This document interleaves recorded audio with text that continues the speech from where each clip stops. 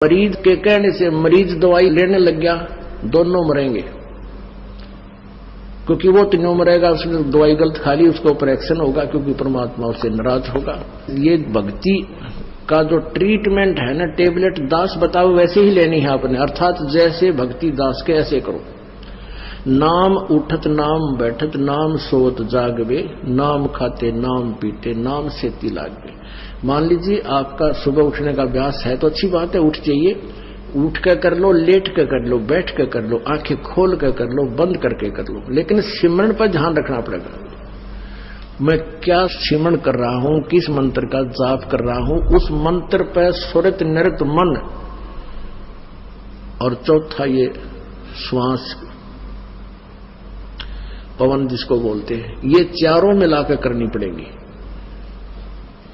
और इसको चाहे इस सिमरन को आप माला से कर ले या बिना माला से कर ले, वो आपकी इच्छा। जैसे पहली वाले बच्चे होते हैं, जैसे कलम तख्ती पर लिखते हैं, बार बार उसको मिटाते थे, लिखते हैं, फिर बड़े होकर के उनको ना आवश्यकता पड़ती है तो कोई आवश्यकता नहीं। लेकिन माला से जाप करना अच्छा है, बुरा नहीं, क्योंकि परमात्मा कहते हैं ऐसे जाप ना करो जैसे माला तो कर्म फिरे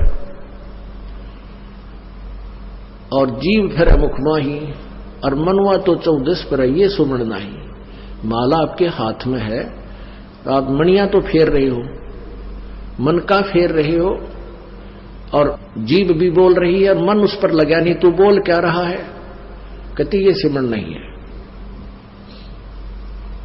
कर का मन का डार का मन का फेर, यानी केवल हाथ से मन का फेर रहा, इससे नहीं लाभ होगा। मन को इस श्वास के ऊपर लगा, यानी सांस का सिमरन करते हो तो आपको ये ज्ञान होना चाहिए मैं बोल के रहा हूं। जैसे सुमन करते हो, बाहर कौन सा मंत्र बोल रहे हैं, छोड़ रहा हूं, उसके ऊपर ध्यान हो, मैंने श्वास से क्या बोला, और जप्पा जाप है, ये बोल के नहीं करना। यानी इसको सुरत और शब्द अभ्यास कहते हैं। सुरत और शब्द, शब्द तो ये मंत्र है, ये जैसे बाहर छोड़ा उस शब्द पर ध्यान लगावे, तो सुरत शब्द ये अभ्यास करे। सिमरन जब करे तो आपका नाम के ऊपर ध्यान हो, चित्त हो, तो वो सिमरन सही है। अंदर कौन सा लिया, क्या बोला, तो ये तो सिमरन है सही। और वैसे आप श्वास चल रहा है, आप ध्यान कहीं घूम रहे हो, कहीं जा रहा तो वो नहीं। जैसे आप प्रथम मंत्र जाप करते हो, उसमें भी मैं क्या बोल रहा हूं, पहला मंत्र क्या बोला जा रहा है, दूसरा भी, तीसरा भी, उसके ऊपर ध्यान रहे मैं क्या बोल रहा हूं।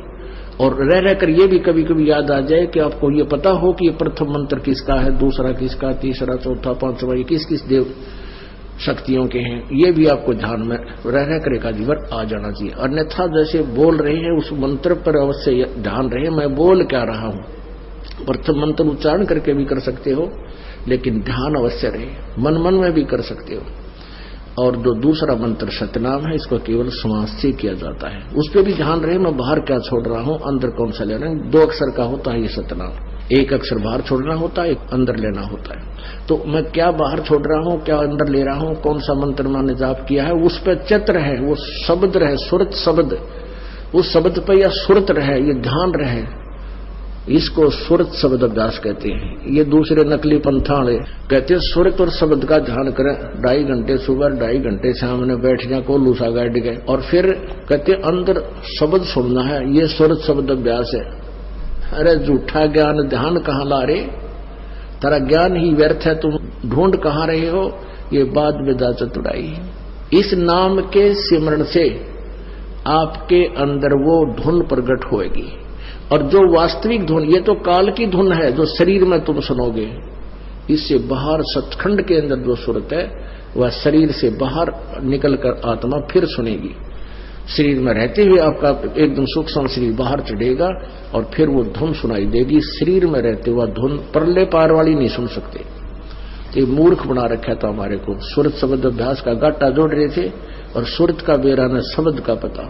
शब्द क्या, शब्द यानी मंत्र, अक्षर, जिसका हम जाप कर रहे हैं उसको शब्द बोलते, और सुरत उसको पर ध्यान रहे, ये सुरत शब्द अभ्यास है।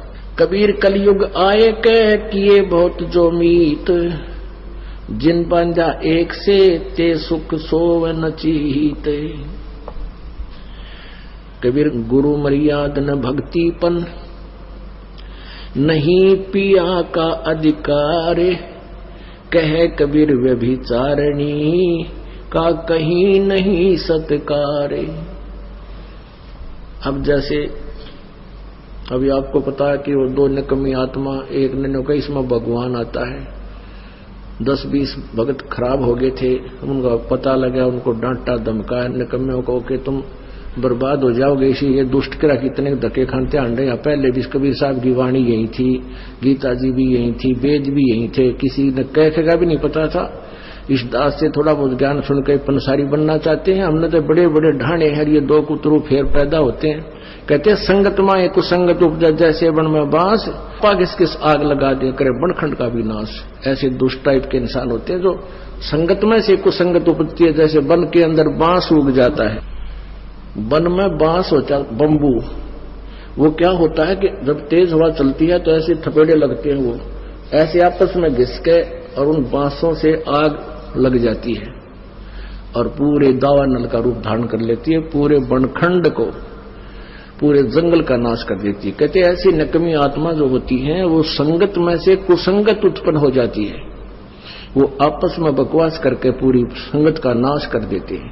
तो ऐसे कीड़ों से भी हमने सावधान रहना चाहिए। कोई भी भक्ति मार्ग का आपको गाइडलाइन दास देगा, अन्य कोई नहीं दे सकता। आप जी ये भी नहीं कह सकते, किसी कोई पूछता आपसे कि सुवर्ण कैसे करूं मैं, दूसरे मंत्र का सतनाम का सारनाम का तो आपने जिक्र करना ही नहीं है किसी के सामने। आप नहीं बता सकते उसको कि ये मंत्र बाहर छोड़िए अंदर ले, नहीं तो आप उसके गुरु हो जाओगे, आपका नाम खंड हो जाएगा। आप उसको ऐसे बता सकते हो कि गुरुजी ने मुझे ऐसे बताया, मैं तो ऐसे सेवन करता हूं। वो भी सतनाम जिसने ले रखा हो, जिसने ले नहीं रखा उसको नहीं बता सकते। जिसने ले रखा है वो कहता मेरे भूल लगी है।